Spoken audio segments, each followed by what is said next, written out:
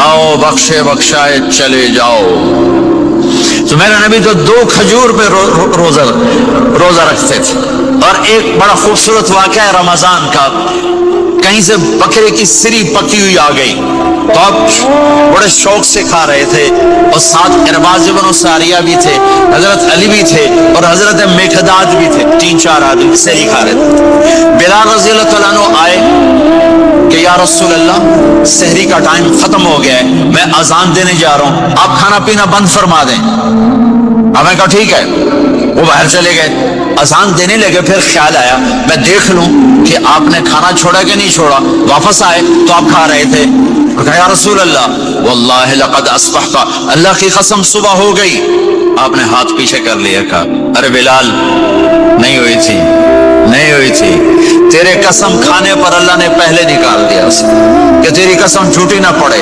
حضرت علی نے فرمایا اگر بلال قسم نہ اٹھاتے تو جب تک میرے نبی کھاتے رہتے اللہ صبح کو پیچھے ہٹاتے جاتے۔ دیگ پک رہی تھی، ابو عبیدہ رضی اللہ تعالیٰ عنہ بن جراح وہ دیگ پکا رہے تھے، بکرا۔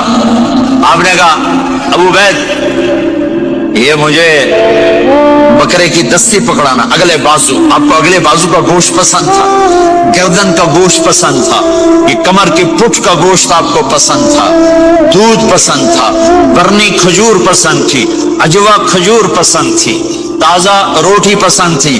آپ یا تازہ کھاتے تھے یا فاقہ، تھوڑی طرح نہیں 8 دن پکا کے فریڈاں ٹھوک دے ہو تو کٹ کے گرم کی رکھو تو کھاتی رکھو، یا آپ تازہ کھاتے تھے یا فاقہ فرماتے تھے۔ ایک دفعہ فتح مکہ پر ام ہانی کے گھر آپ نے باسی روٹی کھائی، ورنہ آپ نے ہمیشہ تازہ یا فاقہ یا تازہ یا فاقہ، کبھی جس کھانے پہ رات گزر جاتی اسے نہیں کھاتے تھے۔ تسی ماشاءاللہ 8 راتوں جو کھد دی جاندے ہو، کھد دی جاندے۔ ہاں عبید یہ دستی پکڑانا، تو انہوں نے ایسے بکرے کا بازو نکال کے پورا آپ نے یوں پکڑا، نوچ کے پھینکا، کہ دستی پکڑانا، آپ نے انہوں نے یوں نکالا، لوئی سر آپ نے پکڑا، کھایا، کہا مجھے بکرے کا بازو دستی پکڑانا۔ کہا یا رسول اللہ بکرے کی 2 ہی ہوتی ہیں۔ آپ نے کہا تیرا بھلا ہو جائے، اگر تو میرے کہنے پہ 2 ہی ڈال دیتا، جب تک میں کہتا رہتا اللہ مجھے نکال کے کھلاتا رہتا، اللہ مجھے نکال کے کھلاتا رہتا۔ اللہ نے رمضان بھیجا ہوا ہے، رمضان آ رہا ہے، اللہ کی رحمتوں کا جنت کے دروازے کھل گئے، جہنم کے دروازے بند ہو گئے، ایک دوسرے کو معاف کر دو، روزے کی حفاظت کرو۔ آپ بہت سے بہن بھائی آئے بیٹھو، لڑے ہوئے ہوگے، ناراض ہوگے، میاں بیوی لڑے ہوئے ہوں گے، بھائی بہنیں لڑی ہوں گی، رمضان آ رہا ہے، تیاری کرو۔ جیسے حج پر جانے سے پہلے معافی مانگتے ہو، رمضان سے پہلے بھی ایک دوسرے سے معافی مانگو۔ میرے نبی کا سارا رمضان گرمیوں میں گزرا ہے، گرمیوں میں گزرا ہے، اور آپ نے 3 دن تراویح کی نماز پڑھائی۔ پہلے کسی امت پہ تراویح نہیں آئی، ہماری امت، اس امت پہ تراویح کی نماز آئی۔ پہلی امت کا روزہ مشکل، تو ہمیں ایک آسانی ملی، قیس بن سلمہ، پہلی امت کا روزہ 24 گھنٹے، 24 گھنٹے، 24 گھنٹے۔ جب ہمارے اوپر رمضان آیا 24 گھنٹے، پہلا روزہ، دوسرا روزہ، رات کو آسانی کر دی، کھاؤ پیو۔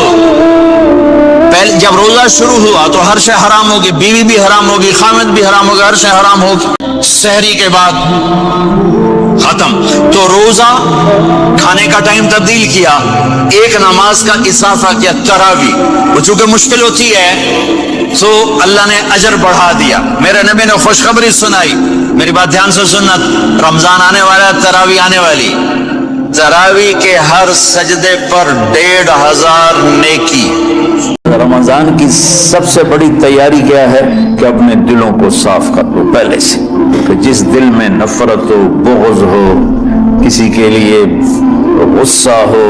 ہمارے گھروں میں روزانہ جھاڑو ہوتا ہے، یہاں مدرسے میں روزانہ صفائی ہوتی کہ نہیں ہوتی؟ چونکہ دنیا کی اصل گندگی ہے تو جھاڑو ہاتھ سے نہیں چھوٹ سکتا۔ حرم شریف میں دیکھا کیسے چاروں طرف خدام پھر رہے ہوتے ہیں برش لے کر، تو دل پہ غبار ایسے آتا ہے جیسے صحن میں غبار آتا ہے، دل پہ گندگی ایسے آتی ہے جیسے صحن میں آتی ہے۔ تو ہم نے نظام بنایا ہوا ہے، لوگ مقرر ہیں وہ روزانہ جھاڑو دیتے ہیں۔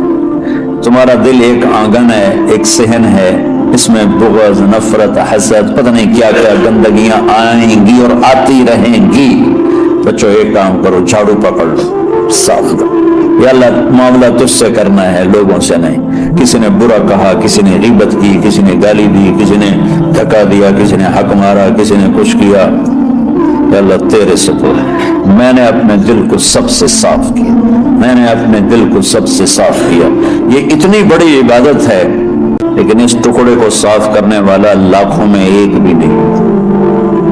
مشکل کام، آپ یہ سیکھ لیں، صاف کرو، صاف کرو، صاف کرو۔